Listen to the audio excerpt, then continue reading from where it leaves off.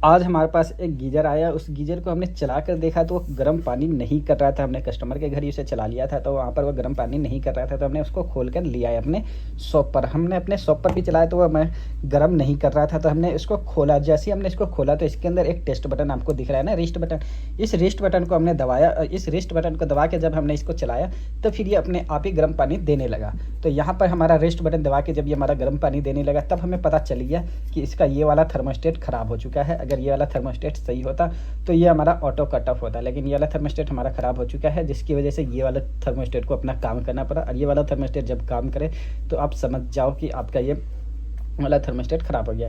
तो हम यहाँ पर क्या कर रहे हैं, हमने इस वाले थर्मोस्टेट को रिप्लेस करके एक नया थर्मोस्टेट लगा रहे हैं। यहाँ पर हमने यहाँ पर एक नया थर्मोस्टेट लेकर आ गए हैं, तो इस थर्मोस्टेट को हम यहाँ पर लगा रहे हैं। ये मैं मार्केट से अभी नया लेकर आया हूँ, तो अब हमें इसे रिप्लेस कर देंगे इससे लगा के, और इसके बाद हम अब इसकी वायरिंग करनी है। तो चलिए मैं इसके वायरिंग के बारे में आपको कुछ बता देता हूँ।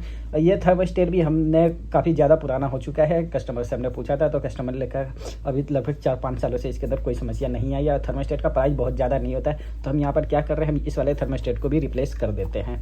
ऐसे ये थर्मोस्टेट अभी प्रेजेंट टाइम पे तो सही चल रहा है, लेकिन क्योंकि ये बहुत ज़्यादा पुराना हो चुका है तो हम इसे भी रिप्लेस कर दे रहे हैं, ताकि इसकी समस्या ये दोबारा नहीं आए। और आप अच्छा काम करोगे जब कस्टमर आपको दोबारा भी बुलाता है, ठीक है। तो हमें इस बात का ध्यान देना है, ये वाला हमने थर्मोस्टेट भी रिप्लेस कर देना है। तो हमने ये दोनों को लगा दिया। अब हमें चलिए इसकी वायरिंग करते हैं। तो अब हम इसकी वायरिंग कर लेते हैं। वायरिंग करने के लिए आप देखोगे हमारे पास 3 वायर होते हैं। अक्सर आपके मेन बोर्ड में होते हैं 3 वायर। तो 3 वायर में एक वायर हमारी अर्थिंग की होती है जो कि बॉडी में लगता है, तो यहाँ पर हमारा अर्थिंग वाला बॉडी में लग गया है। अब बचे 2 वायर। 2 वायरों में एक वायर हमारा न्यूट्रल होता है, तो हम सबसे पहले इस न्यूट्रल को अपने एलिमेंट से अटैच कर लेते हैं। तो ये हमारा एलिमेंट है, इस एलिमेंट को हम न्यूट्रल से अटैच कर लेते हैं। तो यहाँ पर हमारा न्यूट्रल भी कंप्लीट हो गया। अब हमें क्या करना है, अब हमें फेस की वायरिंग करनी है। और फेस की वायरिंग करने के लिए हम सबसे पहले यहाँ पर जो हमारा मैनुअल कट ऑफ वाला थर्मोस्टेट है उसके अंदर हमें सप्लाई देनी है। तो ये हमारा मैनुअल कट ऑफ वाला थर्मोस्टेट है, जिसके अंदर एक रेड कलर का पुश बटन दिया होता है, रेड। तो इसमें हम सबसे पहले अपना मेन फेस डाल देते हैं। तो हमने यहाँ पर अपना रेड फेस डाल दिया। अब हमें क्या करना है, इस वाले से दूसरे थर्मोस्टेट में सप्लाई देनी है। हमारे auto cut off manual cut off वाले थर्मोस्टेट से ऑटो कट ऑफ वाले थर्मोस्टेट में सप्लाई देनी है।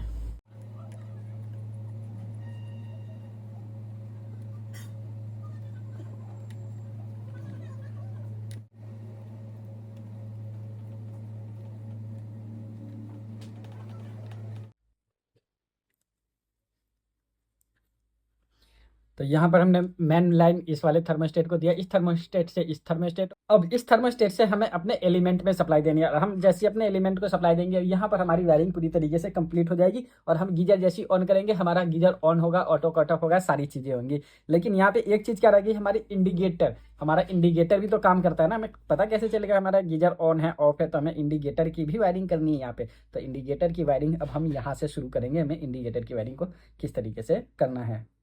तो ये हमारे पास इंडिकेटर है, गीजर का इंडिकेटर है। फिर के साथ हम एक तार और जोड़ लेते हैं, जो कि हमें थर्मोस्टेट के अंदर ही लगाना है, ऑटो कट ऑफ वाला थर्मोस्टेट में।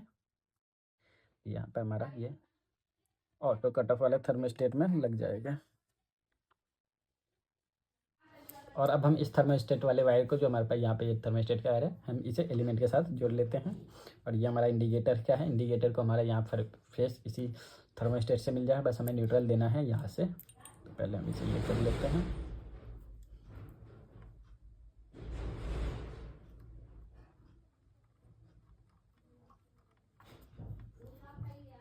यहाँ का इसका स्विच ख़राब हो गया है, यहाँ का इसका स्क्रू खो गया है हमसे, तो हमें यहाँ पे तार को बांध कर ही काम चलाना पड़ेगा।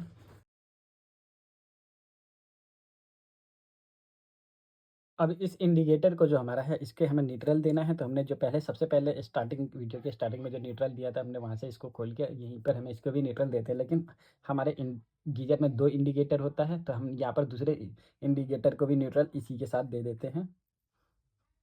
तो यहाँ पर हम इसको, और यहाँ पर 3 हमारे 3 सप्लाई हो गए तार एक साथ। अब इन तीनों को एक साथ यहाँ पर न्यूट्रल दे देंगे।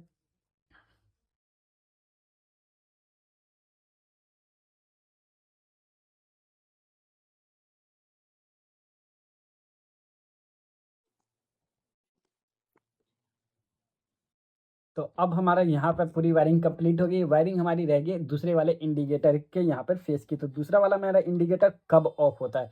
तो दूसरा वाला हमारा इंडिकेटर जब ऑफ होगा, जब हमारा ये थर्मोस्टेट कभी लक बाई चांस खराब हो जाए, तब ये हमारा दूसरा इंडिकेटर ऑफ होगा। नहीं तो अदरवाइज ये हमारा दूसरा वाला इंडिकेटर कभी ऑफ नहीं होता। जैसे ही आप गीजर ऑन करोगे वैसे ही हमारा गीजर ऑन होगा, जैसे ही आप गीजर ऑफ करोगे वैसे ही हमारा गीजर ऑफ होगा। तो इसीलिए हम इसको क्या करते हैं, दूसरे वाले थर्मोस्टेट के साथ अटैच करते हैं, ताकि हमारा दूसरा वाला इंडिकेटर थर्मोस्टेट खराब हो तो हमें पता चल जाए कि हमारा वाला थर्मोस्टेट खराब हो चुका है, इसलिए ये वाली इसकी लाइट भी नहीं जल रही है। ठीक है, तो हम इसको इसके साथ अटैच कर लेते हैं।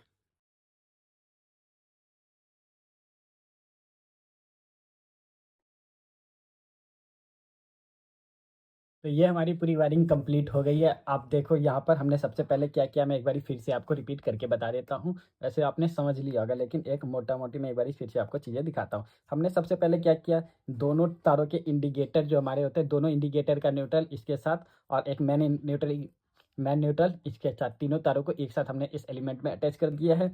अब हमारा यहाँ पे न्यूट्रल का काम खत्म हो गया। अब हमने क्या किया, फिर हमारा मैन फेस हो जाता है। मैन फेस को हमने सबसे पहले इस थर्मोस्टेट में लगाया है। इस थर्मोस्टेट से हमारा मैन फेस बाहर आता है, इस थर्मोस्टेट, और इस थर्मोस्टेट से मैन फेस हमारा आ जाता है डायरेक्ट हमारे इस वाले एलिमेंट में। और यहाँ पे हमारा इंडिकेटर जो है, एक इंडिकेटर हमने इस थर्मोस्टेट से अटैच किया है और दूसरा इंडिकेटर हमने इस थर्मोस्टेट से।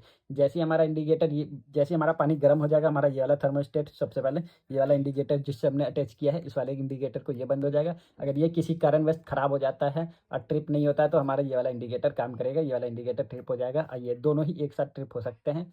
ठीक है, तो इस सिचुएशन में आपको ये ओपन करके इसे प्रेस करना पड़ता है। तो ये जब खराब हो जाए तो जब जाके हमारा दूसरा वाला इंडिकेटर ऑफ होगा। और फिर हमारा अर्थिंग हो जाता है, अर्थिंग को हमने यहाँ बॉडी पे लगा दिया। तो इस तरीके से आप अपने गीजर की वायरिंग कर सकते हो। अब इस गीजर को हम क्या करते हैं, जैसे हमने खोला था उसको वैसे फिट करके वापस लगा देते हैं।